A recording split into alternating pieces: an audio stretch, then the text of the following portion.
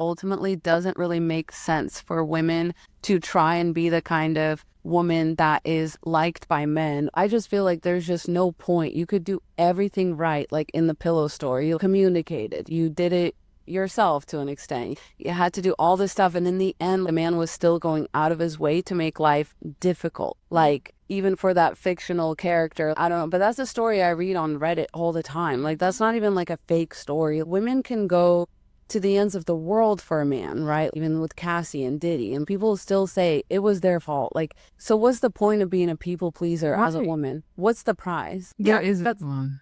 That's a really good question. There isn't one. And I'm not a believer in afterlife either, so I don't even think you're going to win any prizes when you're no longer here. Yeah. And a terror of bliss. I totally agree.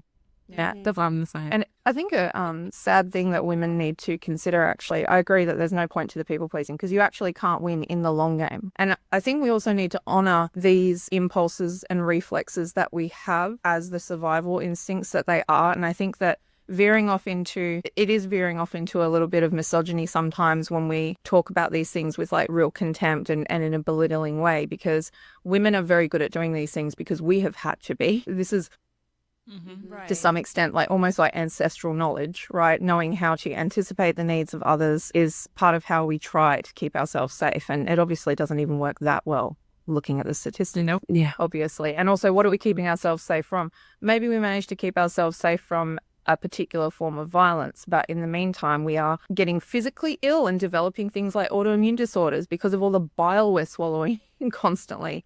Gritting our teeth, and that psychological water torture that we're living with as well. So everything is some kind of, it's almost like a damage control mechanism. Like all we're trying to do is manage the level of cruelty that we're going to endure. And maybe in that moment you secure a slightly more comfortable outcome. You know, when you are agreeable, maybe you don't suffer the kind of backlash that you would if you weren't so agreeable. But if you step out and look at what that looks like across a woman's lifetime, the cost to you is still unreasonable and horrible and really, really sad.